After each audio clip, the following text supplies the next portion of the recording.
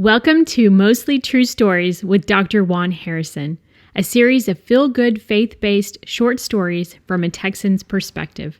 Now here's Dr. Juan Harrison with today's story. Please enjoy. Colonel Travis drew a line with his sword at the Alamo. Those who crossed it were saying they were ready to give all for Texas. When I lived in West Germany in the early 70s, brave souls in East Berlin would try to sneak across to West Berlin, usually with the same fatal results of those before them. These lines were clearly marked. Many are not so obvious. I raised my boys to understand that we have to have an internal line that cannot be crossed. Many politicians go to Washington to do good, but along the way they become rich and jaded. The line becomes blurred. The bright lights of Hollywood have blinded many a young person who is willing to do what it took to be a star. Glenn Campbell's Rhinestone Cowboy says there's been a load of compromising on the road to my horizon. Crossing that line is usually a gradual thing. Most girls are familiar with the hand on the knee. Most evil, most corruption start out slowly.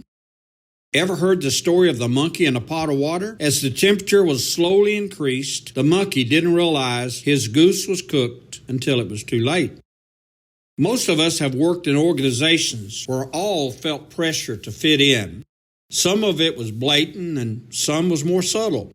It gets scary out there on that limb by yourself. Most of us want to feel that we belong. We want to be liked and valued, but at what price? Sometimes acceptance into the group can be very costly. We literally can lose ourselves. We've all heard someone say, "I don't even recognize that person that you've become." In some cases, our literal appearance has changed. Ever been to a class reunion where someone got the award for person who has changed the most? More often, we're talking about a person's outlook or value system. The problem with crossing that line of who we are is that it can cost us our literal soul and identity. Like a boat torn loose from its mooring, once we've been pulled out into that ocean of chaos, we're not likely to ever reach shore again. You must keep a clear picture of who you are and pull yourself back on course when you feel like you're drifting off course.